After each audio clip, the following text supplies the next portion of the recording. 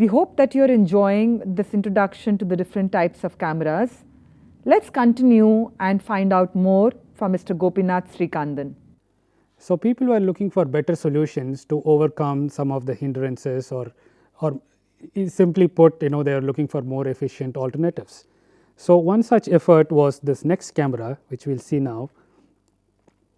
So here the camera we just now saw and this camera are pretty much the same. They use the same format of film, they use the same kind of shutter and exposure mechanism. They both did not have any internal exposure meter, so it required an external meter. But the crucial difference was they replaced the bellows with a barrel. So before you took a picture, you first extended the barrel just by pulling the lens forward, and it had a lock and it would not extend beyond a further point, and then you set your focus, aperture and speed, and you clicked your photograph. As simple as that. So this camera and both these medium format cameras we see, you will see that you have a separate viewfinder and you have a lens that records the image. So basically what happens is you are not going to see exactly what you are shooting. There is going to be some amount of parallax error, as we call it in photography terms, that it is not the exact same image that you see through the viewfinder that is getting recorded, but if your subjects are say about a few meters away from you, that parallax error, that change is negligible. So it almost looked like what you saw in your viewfinder was actually recorded. So from here we move on to the next camera, which is a further improvement on these. Let us see what that one is. So using the large format camera as well as the medium format camera, it required certain amount of knowledge on photography.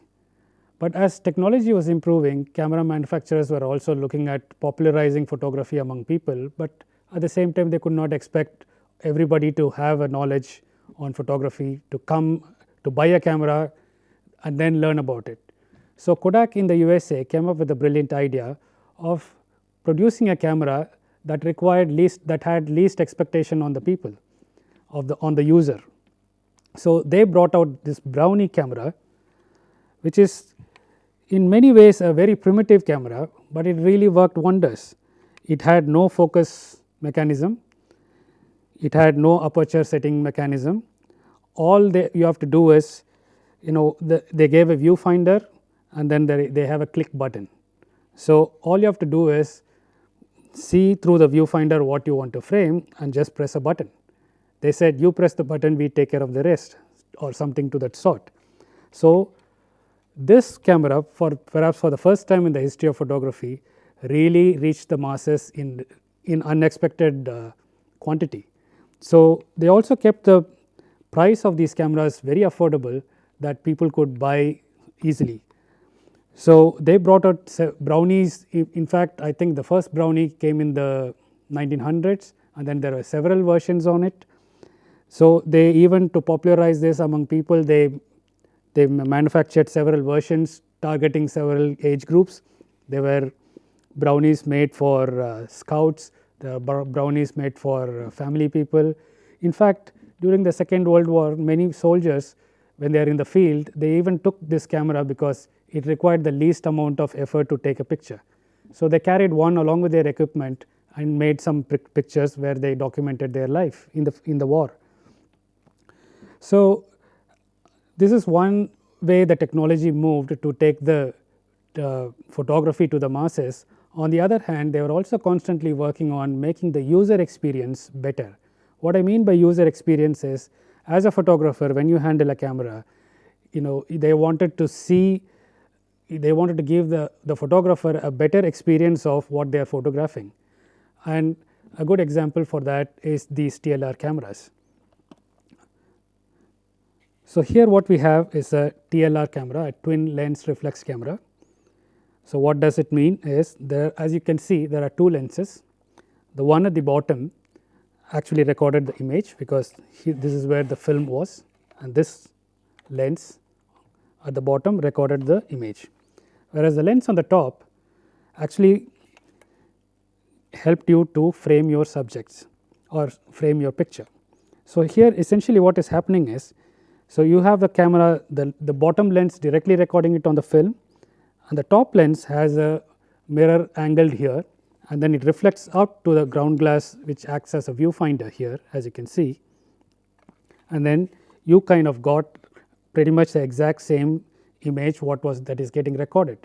So, here perhaps for the first time the photographer is getting to see what he is actually recording. In other words, he is recording what he is seeing here.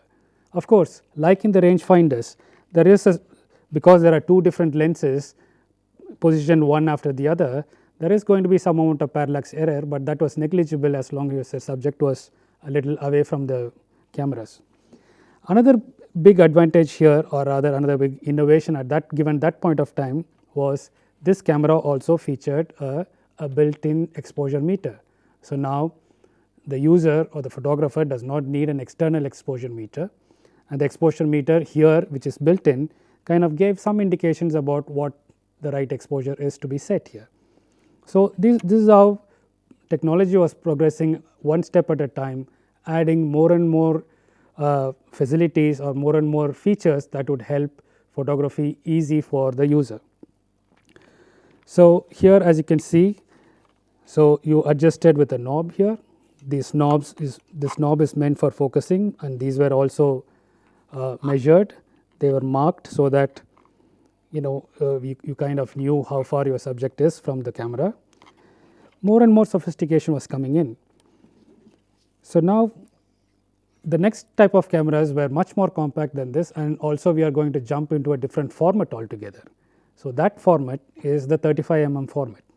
So, there are some resemblances between a TLR and the 35mm format, which nowadays we are very familiar with that name called SLR or DSLR. So, now you can see there is a resemblance between TLR and a SLR. So, a TLR is a twin lens reflex camera, whereas an SLR is a single lens reflex camera. So, in a TLR you have one lens recording the image and one lens reflecting the image to your viewfinder, whereas in a SLR you have just only one lens which does both the act of recording as well as sending the image to your viewfinder.